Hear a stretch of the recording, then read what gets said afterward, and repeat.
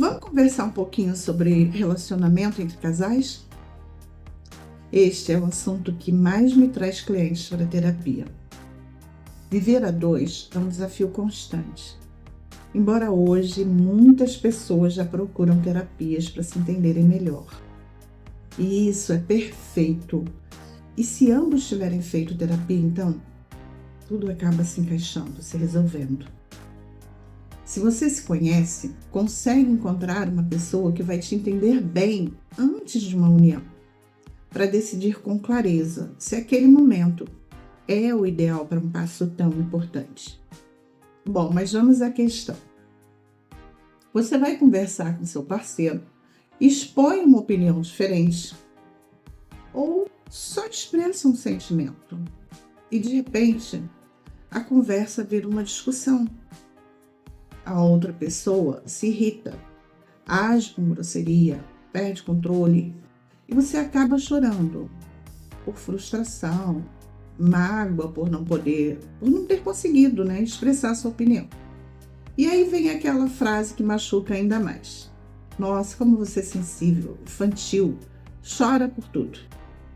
E naquele momento, ela assumiu a culpa e resolveu voltar a fazer terapia. Mas vamos refletir sobre algo importante? Será que o problema é realmente a sua sensibilidade? Ou existe algo emocional acontecendo com a outra pessoa? Porque muitas vezes, quando sentimos que tem um sofrimento dentro do relacionamento, o primeiro pensamento que vem é que será que um trauma antigo meu está me fazendo ser muito emotiva? E sim, muitas vezes a experiência do passado influenciam nossas emoções e reações.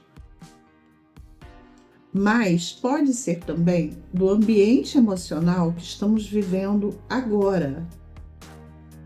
Quando uma pessoa vive repetindo situações como ser desqualificada, ter seus sentimentos invalidados, ser tratada com grosseria nos momentos de discordância, talvez, o corpo começa a reagir.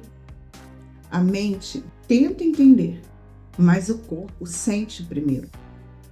Por isso, aparecem reações como o choro, sensações de opressão no peito, frustração, sensação de injustiça. Não porque a pessoa é fraca, mas porque ela está emocionalmente pressionada. Existe um padrão comum nos relacionamentos que funcionam mais ou menos assim. Surge uma discordância e uma das pessoas reage com intensidade, fala mais alto, fica irritada, quer impor a sua opinião. E a outra pessoa, para evitar o conflito, se cala, se recolhe ou acaba chorando. Só que acontece algo desagradável, Porque quanto mais uma pessoa se retrai, mais a outra se irrita. E quanto mais a outra se irrita, mais a primeira se retrai. E assim nasce um ciclo emocional onde ninguém se sente realmente ouvido. Agora, vem uma reflexão importante. Quando uma pessoa perde o controle emocional porque alguém pensa diferente, muitas vezes isso revela dificuldades de lidar com frustração. Porque às vezes não ouviu não na hora correta dentro de casa, não é? Algumas pessoas cresceram em ambientes onde discordar era visto como desrespeito. Emoções eram reprimidas ou o diálogo simplesmente nunca existiu. Então, quando aparece uma opinião diferente dentro do relacionamento, o cérebro reage como se fosse uma ameaça. E a reação vem em forma de irritação, impaciência ou grosseria. E existe outro ponto. Algumas pessoas ficam ainda mais irritadas quando o parceiro chora. E isso acontece porque não sabem lidar com emoções vulneráveis. Talvez tenham crescido ouvindo frases como engole o choro, que aliás essa é muito clássica, Sentimento é fraqueza, você tem que ser forte. Então, quando alguém chora perto, elas se sentem desconfortáveis, porque não aprenderam a lidar com isso, né? E ao invés de acolher, elas atacam. Não porque são pessoas ruins, necessariamente, mas porque não aprenderam a lidar com emoções mais profundas. Quando situações assim se repetem muitas vezes dentro de um relacionamento, algo começa a acontecer dentro da pessoa que está recebendo essa carga emocional.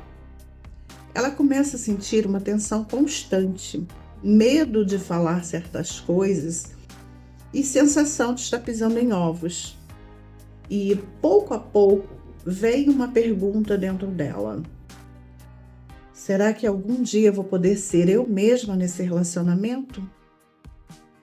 Porque um relacionamento saudável é aquele onde você pode pensar, sentir e se expressar sem medo de ser diminuído. E existe um detalhe que pode revelar muito sobre a dinâmica de um relacionamento. Depois que uma discussão acontece, quando a pessoa se acalma, ela consegue reconhecer que exagerou?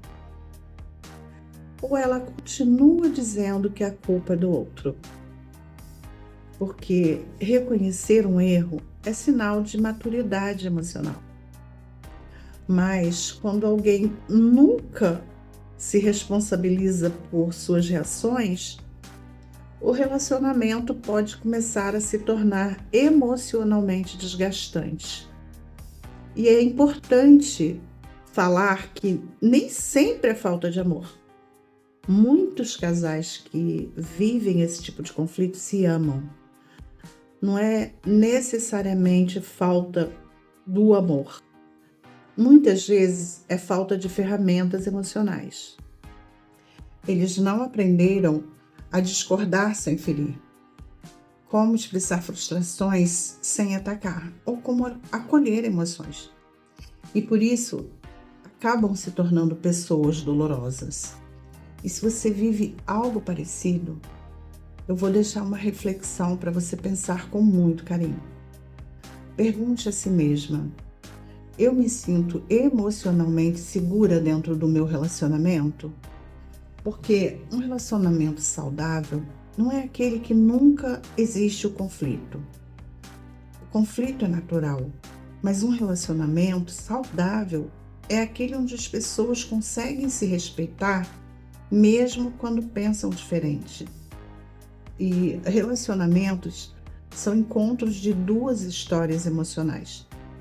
Cada pessoa chega trazendo a sua forma de sentir, de reagir, de lidar com frustrações e também expressar amor.